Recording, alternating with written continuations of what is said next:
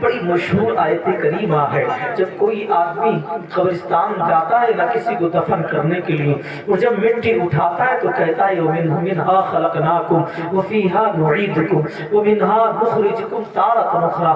مطلب سمجھتے ہیں آپ اس کا کیا ہے؟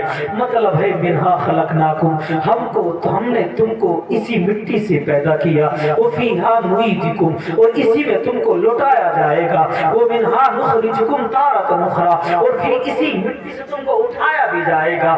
یاد رکھنا انسان، اللہ نے تجھے مٹی سے بنایا ہے، پھر غرور کس بات کا ہے؟ پھر اکڑتا کیوں ہے؟ پھر تکبر کس چیز پر کرتا ہے؟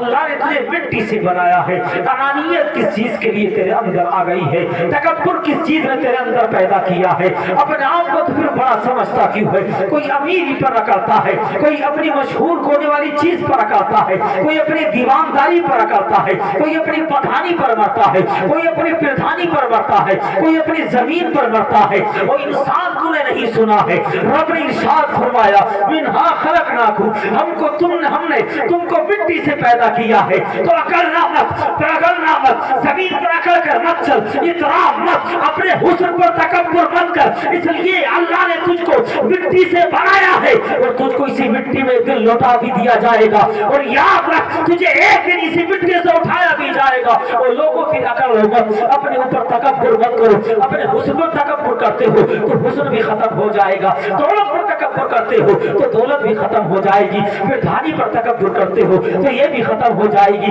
اگر اپنی بیویوں کی خوبصورتی پر کرتے ہو یہ تمہاری بیویاں بھی ایک دن ختم ہو جائے گی، اور بیویوں تم بھی اگر اپنے شوہر کی طاقت پر ناز کرتی ہو تو یہ بھی ختم ہو جائے گا، اگر تم اپنے شوہر کی شہرت پر ناز کرتی ہو تو یہ بھی ختم ہو جائے گا۔ تمہیں بھی اکڑنا کس چیز کا ہے؟ انسان اپنی حقیقت کو تو جان لے، تیری حقیقت کیا ہے؟ امام غزالی تو فرماتے ہیں تو حقیقت تیری کیا ہے؟ جس دن اپنی حقیقت پر تیری نظر پڑے گی تو نظر تیری کیا ہوگی؟ اللہ نے تجھے پیشاب کے ایک قطرے سے پیدا کیا ہے، یہ بھی تو سمجھ لے، ایک مٹی سے تجھے بنایا گیا ہے۔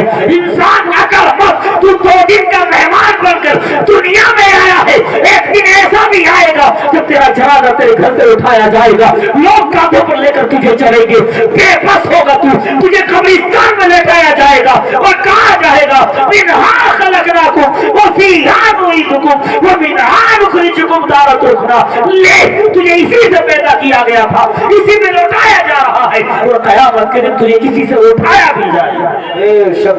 کہاں گئی تیری حقیقت، اور کہاں گئی تیری شہرت، اور کہاں گئی تیری دولت؟ سب ختم۔ جب تک سانس چل رہی ہے، جب تک تیرے گھر والے تیرے ہیں، جب تک سانس چل رہی ہے تب تک تیرے گھر والے تیرے۔ اس آیت کے بارے میں حضرت معاذ بن جبل رضی اللہ تعالیٰ عنہ نے حضور کی بارگاہ میں عرض کیا یا رسول اللہ منہا خلقناکم وفیہا نعیدکم ومنہا نخرجکم تارۃ اخری کے بارے میں سمجھائیے آپ بتائیں آقا منہا خلقناکم۔ تو میرے آقا نے ارشاد فرمایا معاذ بن جبل کیا پوچھتے اس کے بارے میں؟ تم نے بڑا نازک سوال کر لیا ہے معاذ۔ عرض کرتے ہیں یا رسول اللہ بتا دیجیے نا۔ میرا آقا کریم صلی اللہ تعالی علیہ وسلم کی آنکھوں میں آنسو آ گئے۔ کیا ہے؟ آنکھوں میں آنسو آ گئے میرے آقا کی۔ معاذ تو نے بڑا نازک سوال کر لیا آج مجھ سے۔ میرے آقا اتنا کہنے کے بعد خاموش ہوئے۔ معاذ عرض کرتے ہیں آقا بتا دیجئے میرا خلقناکم، یہ تو سمجھ میں آتا ہے ہم نے تمہیں مٹی سے اٹھا پیدا کیا، وفیہا نعیدکم سمجھ میں آ گیا آقا تمہیں لوٹایا بھی جائے گا، ومنہا نخرجکم تارۃ اخری تمہیں جب اٹھایا جائے گا۔ آقا بتا دیجئے کیسے اٹھایا جائے گا آقا، ہم کس حال میں ہوں گے آقا، ہمیں اٹھایا کیسا جائے گا؟ آقا نے جب معاذ کی بات کو سنا نا تو میرے آقا کی آنکھوں میں آنسو آ گئے۔ اس بات کو سن کر کوئی یہ نہ سمجھے کہ آقا کو علم نہیں تھا، یہ آقا جانتے نہیں تھے، یہ آقا کو پتہ نہیں تھا، نہ ہرگز نہیں۔ کوئی اس بات کو نہ سمجھے ارے میرے آقا کریم صلی اللہ علیہ وسلم سے بات کون سی چھپی ہوئی جو آقا نہ جانتے تھے؟ آقا نہ جانتے تھے بات چھپی ہوئی کون سی ہے؟ میرے آقا تو سب کچھ جانتے تھے، حالانکہ تم لوگ اس چیز کا تمہیں علم نہیں ہے۔ بے شک سبحان اللہ۔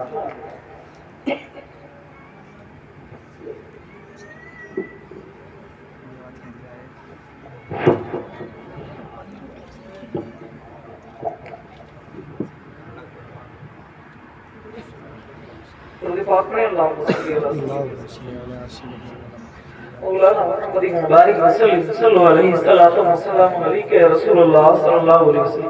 یہ جو ڈبے ہوتے ہیں نا ڈبے، یہ مائک کی کمی نہیں ہوتی، ان کی کمی ہوتی ہے. سمجھ یہ سانس کو کھینچتے ہیں. خارن لگا تو خالی کچھ پریشان نہیں ہوتی، اس لیے جلسوں میں ڈبے نہیں لگتے.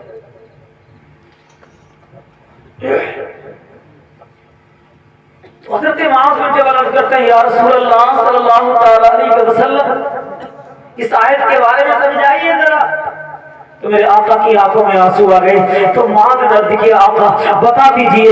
تو آقا ارشاد فرماتے ہیں اے معاذ بن جبل اس آیت کے بارے میں پوچھتے ہو تو میرے آقا کی خاموشی اس چیز کی دلیل نہیں ہے کہ آقا کو علم نہیں تھا یا آقا جانتے نہیں تھے. اس لیے تم آپ کو آقا کے علم پر اعتراض کرے. اگر کوئی آقا کے علم پر اعتراض کرتا ہے تو غلط کرتا ہے. ارے آقا کا گھر تو وہ ہے جہاں لوگ آ کے علم والے بن گئے ہیں، جہاں لوگوں کو علم دیا جاتا ہے. حضرت علی رضی اللہ تعالیٰ کوفے کی جامع مسجد سے لوگوں سے کہتے تھے سلونی سلونی، مجھ سے پوچھو جس کو جو پوچھنا ہے میں بتاتا ہوں. حضرت علی سے لوگ پوچھتے، علی بتاتے لوگوں تو کس کا بیٹا ہے، تیرا باپ کون ہے، تو جنتی کے جہنمی ہے. حضرت علی کے اندر علم آیا کہاں سے؟ علی بیان فرماتے ہیں میرے اندر علم کہاں سے آیا. ایک مرتبہ جب آقا کریم صلی اللہ علیہ وسلم کو میں غسل دے رہا تھا تو غسل دیتے ہوئے آقا کی بھائیں مبارک پر پلک پر ایک پانی کا قطرہ رہ گیا. پانی کا ایک قطرہ رہا. تو میں نے سوچا اگر اس کو کسی کپڑے سے اگر خشک کروں، یہ ہاتھ سے چھٹاؤں. میں نے سوچا نہیں اے علی نہ کپڑے سے خشک کر نہ ہاتھ سے چھوٹا، بلکہ موقع ہے. میں نے اس کو اپنی زبان سے چوس لیا، اپنے ہونٹوں میں اس کو لے لیا. قسم خدا کی علی بیان کرتے ہیں جیسے ہی علی نے وہ آقا کے جسم سے ٹچ ہوا، آقا کے جسم پہ لگا ہوا قطرہ جیسے چوسا، علی بیان فرماتے ہیں اسی نقطے کو، اسی قطرے کو چوسنے کی وجہ سے اللہ نے علی کو وہ علم دے دیا کہ علی یہ بھی بتا سکتا ہے تم میں کون جنتی ہے اور کون جہنمی. علی میرے آقا خاموش ہو. حضرت معاذ بن جبل نے کیا آقا بتائیے تو آقا نے ارشاد فرمایا معاذ وَمِنْهَا نُخْرِجُكُمْ تَارَةً أُخْرَىٰ، اور تم کو اٹھایا بھی جائے گا اسی مٹی سے. میری امت 12 ٹکڑوں میں اٹھائی جائے گا. کتنے ٹکڑوں میں؟ 12 ٹکڑوں میں میری امت اٹھائی جائے گی. اور ان 12 ٹکڑوں میں سب سے پہلا جو گروہ اٹھے گا نا تو ان کے ہاتھ بھی کٹے ہوئے ہوں گے، ان کے پیر بھی کٹے ہوئے ہوں گے، ان کی آنکھیں بھی ختم ہوئی ہوں گی. حضرت معاذ بن جبل کے سنتے ہیں نا آنکھوں میں آنسو آتے ہیں. عرض کرتے ہیں یا رسول اللہ یہ گروہ کس کا ہوگا؟ آقا جو پہلا ہی گروہ اٹھے گا آپ کے 12 گروہ آپ کی امت کے قبر سے اٹھائے جائیں گے. لیکن آقا یہ پہلا جو گروہ ہوگا تو اس کی حالت کی ہوگی، یہ کون لوگ ہوں گے؟ تو آقا ارشاد فرماتے ہیں معاذ یہ گروہ وہ ہوگا جو اپنے پڑوسیوں کا خیال نہیں رکھتا تھا، اپنے پڑوسیوں کو ستاتا. کون سا گروہ ہوگا؟ جو اپنے پڑوسیوں کو ستاتا تھا. ہاتھ بھی کٹے ہوئے ہوں گے، پیر بھی کٹے ہوئے ہوں گے، آنکھیں بھی ختم ہوئی ہوں گی. ایمانداری سے بتانا آج مرنا تو ہمیں سب کو ہے، جانا دنیا سے ضروری ہے. ہم نے بلند بلڈنگیں تو بنا لی، ہم نے مضبوط مکان تو بنا لیے، لیکن اپنے مکان سے نہ جانے کتنے پڑوسی کو تکلیف ہوتی ہوگی. ہم نے نہ جانے کتنے لوگ ایسے بھی ہیں جو اپنے مکانوں کی بنیادیں پڑوسی گھر میں بنائے ہوئے نہیں ہے. اور انسان بلند بلڈنگوں میں سفر کرنے والے، آسمان میں آج ہوائی جہاز میں سفر کرنے والے، اپنی طاقت پر ناز کرنے والے، اپنی خوبصورتی پر کرنے والے، اپنے پڑوسیوں کا مال مارنے والے، اپنے پڑوسیوں کو مارنے والے، یاد رکھنا تجھے ایک دن ایسا بھی آئے گا کفن میں لپیٹ کے تجھے رکھ دیا جائے گا. 4 لوگ تجھے تیرے گھر سے نکال کر چلیں گے، اور جب چلیں گے راستے میں سب لوگ زبان سے کہتے ہوئے جائیں گے لا الہ الا اللہ محمد رسول اللہ. کوئی انسان تو اتنا بے بس ہو جائے گا خود چل بھی نہیں سکتا، لوگ تجھے سہارا دے کر کانٹوں پر اٹھا کر لے کر جائیں گے.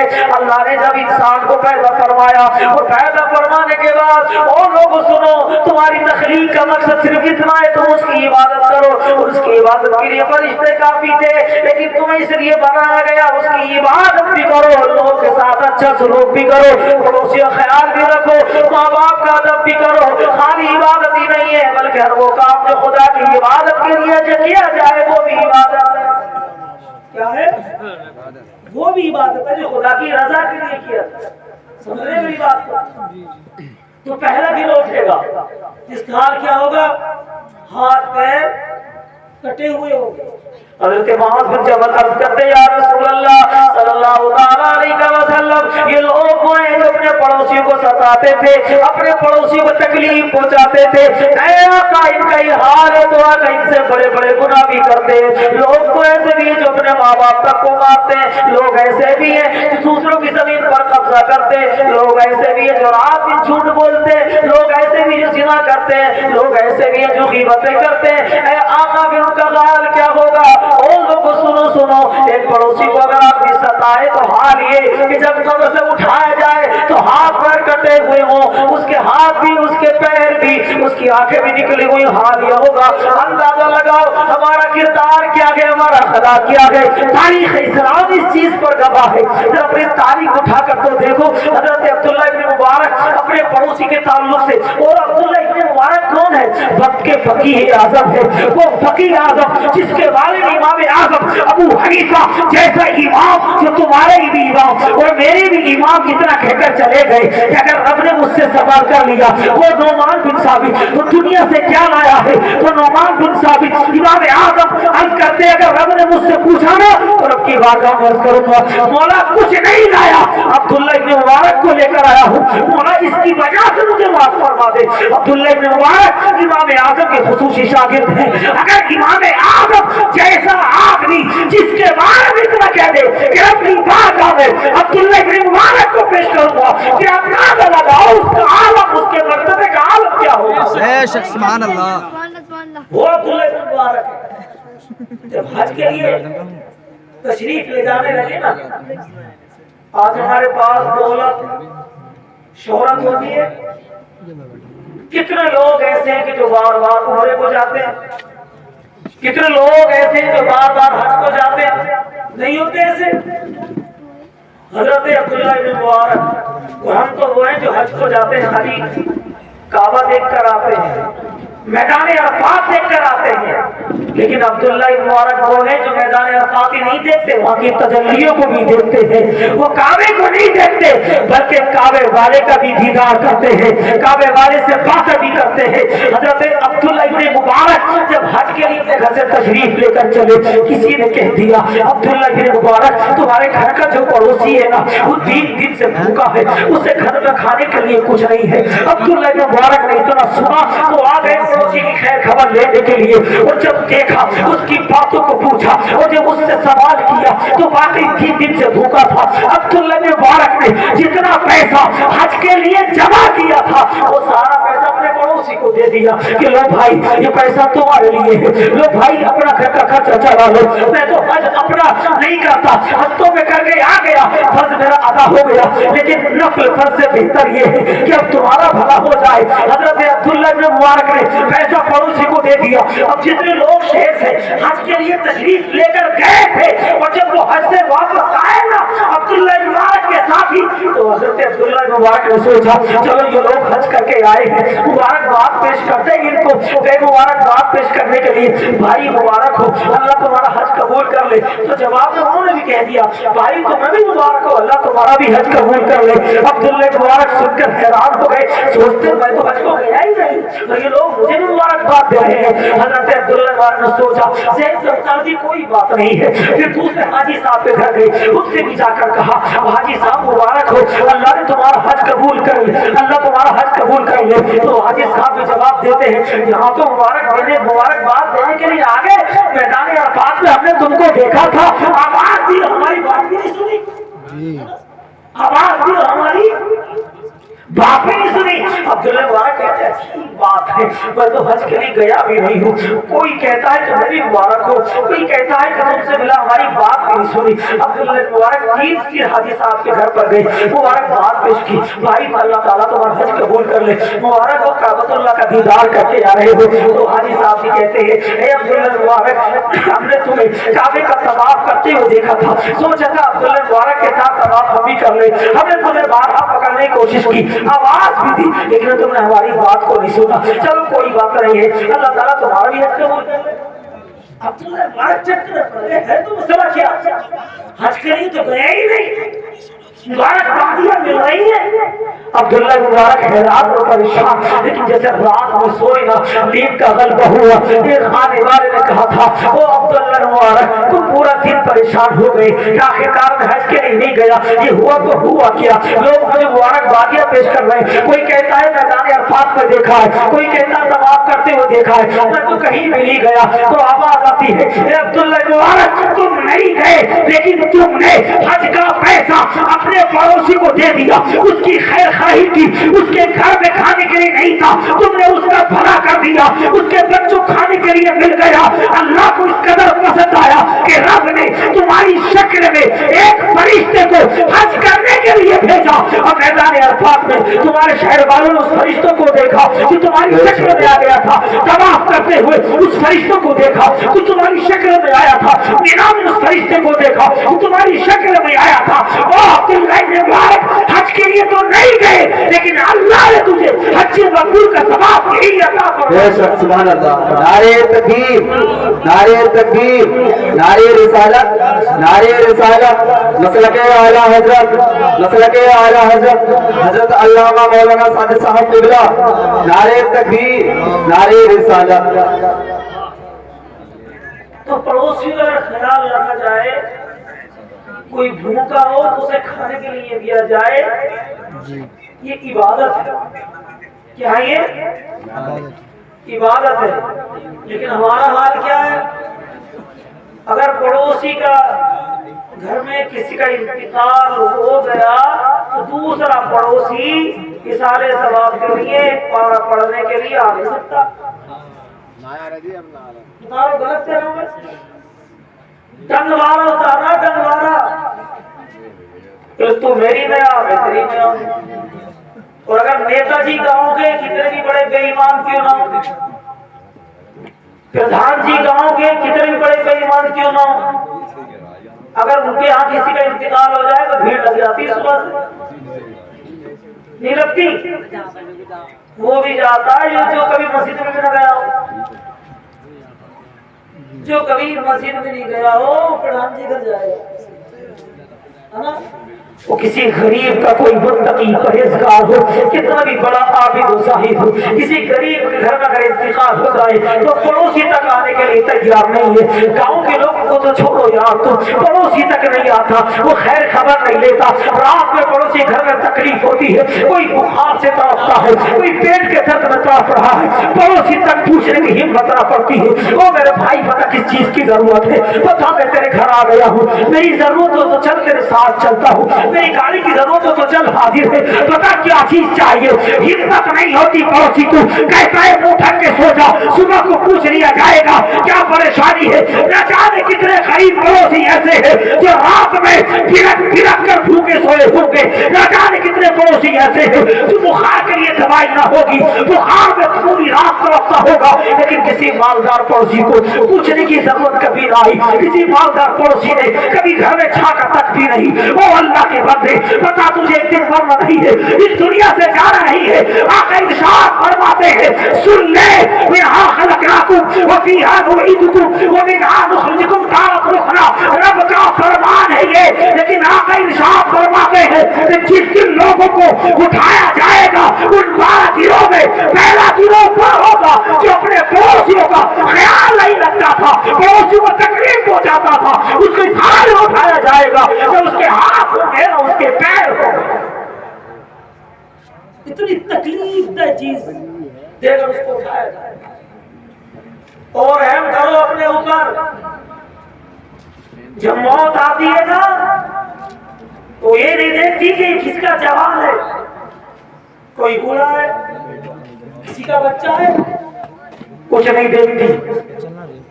जब मौत आती है उसे उसके टाइम को भी क्या देखती है, टाइम को देखती है। अल्लाह के बंदो, ये पूरा गांव जो है ना, पूरा गांव एक दूसरे का पड़ोसी नहीं है, सब एक दूसरे खानदानी भी होते हैं, एक दूसरे के भाई भी होते हैं, नहीं होते।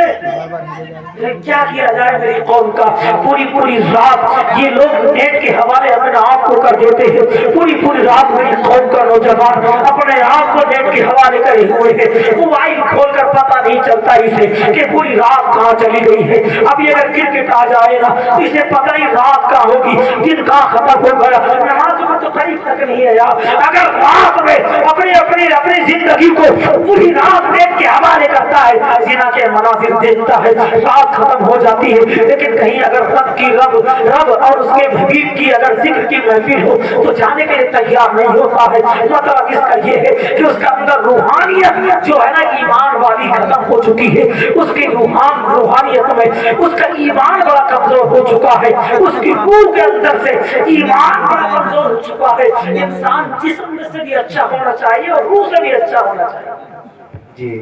खाली खूबसूरत हो और रूह अच्छी ना हो तो किसी काम का ही नहीं है। और खाली जिस्म हो रूह ना हो तो मुर्दा है वो, नहीं है वो। एक नौजवान का इंतकाल हुआ, मरने वाला अपने बाप को छोड़कर गया, मरने वाला अपने माँ को छोड़कर गया, अपने भाइयों को छोड़कर गया, अपनी बीवी को छोड़कर गया। क्या पता था कि वो दुनिया से इसी वक्त इंतकाल कर जाएगा? क्या पता था? बड़े अरमान होते हैं, दिल में बड़ी ख्वाहिशें होती हैं, माँ बाप के दिल में भी बड़ी ख्वाहिशें होती हैं औलाद को लेकर। हर माँ बाप अपनी औलाद के ताल्लुक से अच्छा सोचता है, उसके फ्यूचर के लिए, उसके मुस्तकबिल के लिए अच्छा सोचता है। आपने देखा होगा न जाने कितने बाप अपने औलाद को अच्छा मकान बनाकर देखते हैं और खुद पुराने रहते हैं। नहीं देखा आपने? खुद तो पुरानों में रहता है, बारिश भी पड़ती है वो पक्के मकान में नहीं आता, उधर ही पड़ा रहता है जहाँ कच्चे होते हैं। आखिरकार प्रॉपर्टी तो इसकी है, मकान तो इसका है, इसके बाप ने इसको दिया है, लेकिन इसे ख्याल अपनी औलाद का है, इसे ख्याल अपनी औलाद का है।